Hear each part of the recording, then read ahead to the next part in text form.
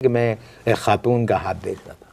मैंने उस खातून से कहा, मैंने कहा खातून आपका हाथ जो है इश्क से भरा हुआ है। कहने लगी बिल्कुल सही कह रहे हैं आप, बिल्कुल सही कह रहे हैं, मुझे इस सरजमीन से इश्क है।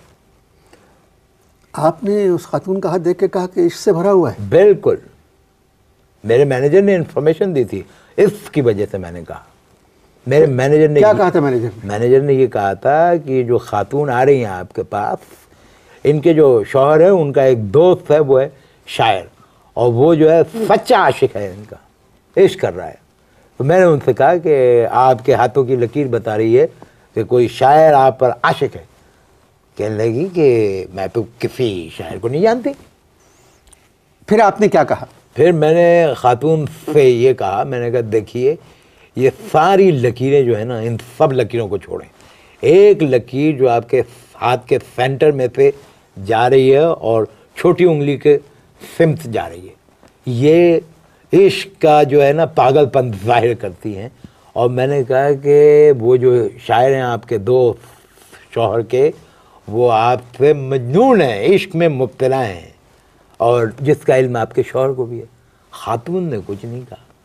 और इस दौरान मेरा मैनेजर आया, उसने मेरे कान में कहा कि वो शायर के इश्क वाली खातून जो है वो कल आएंगी। ओए होए होए, ये सुनते ही मेरा तो रंग जर्द हो गया। खैर साहब वो खातून चली गई। तो 1 घंटे के बाद खातून आए, उनके साथ एक बुजुर्ग आवाज़ थे। बाद में पता चला कि वो उनके वालिद साहब थे। पहले तो उन्होंने मुझे 20 मिनट दी गालियाँ, 20 मिनट दी मुझे। कौन कौन सी गालियाँ? गालियाँ इतना याद नहीं है क्योंकि मैं टेंशन में था। 20 मिनट गालियाँ दी। एक गाली याद हो? साले, ये सबसे हल्की गाली थी जो उन्होंने दी मुझे, सबसे हल्की।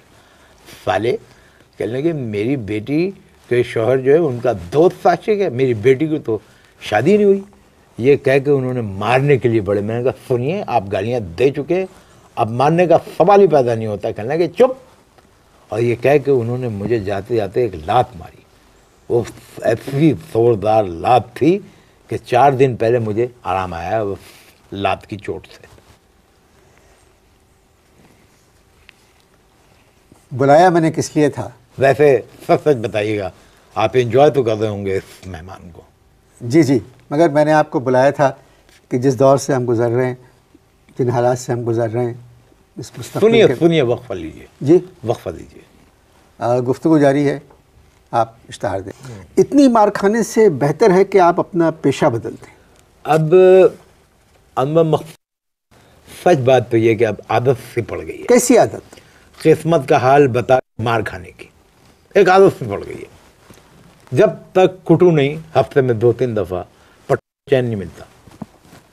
वालिद साहब की भी पिटाई होती थी? असल में समझ लीजिए कि ये कुटाई जो है हमें विरसे में मिली है।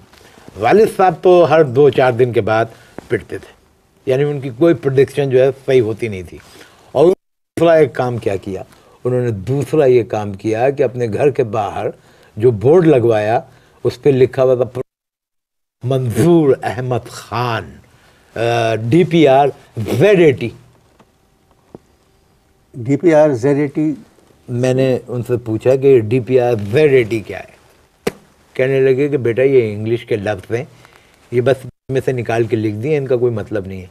लेकिन कहने लगे कि ये DPR Z80 लिखने से एक फायदा ये हुआ है कि जो है वो बहुत ऊंचा हो गया है। कहने लगे बड़े बड़े लोग आते हैं हाथ दिखा के मुझे।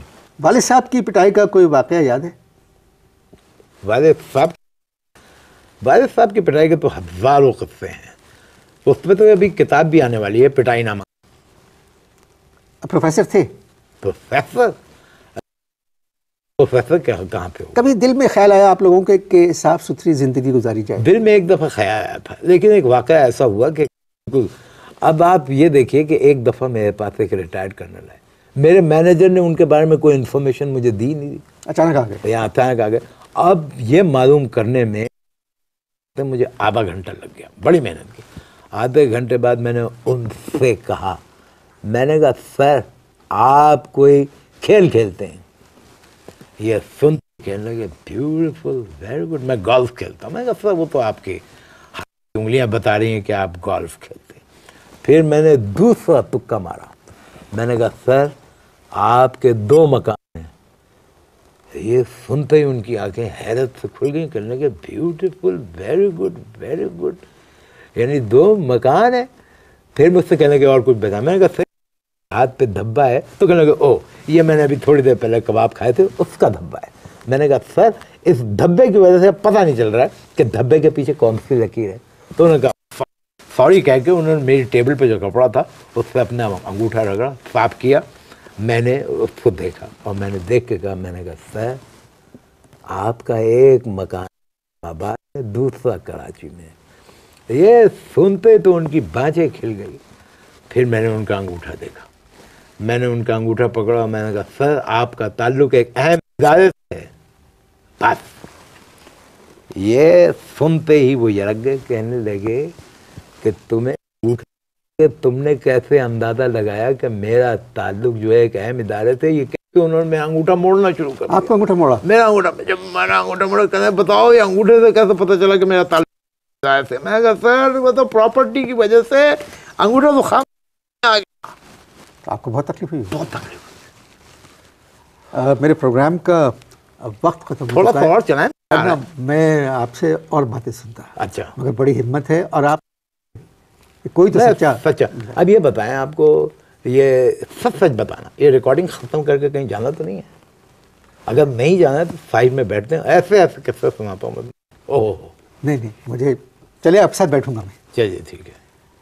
आपने बुलाया था मैंने मुस्तकबिल का हाल पूछने के लिए कि आने वाले दिनों में क्या होगा।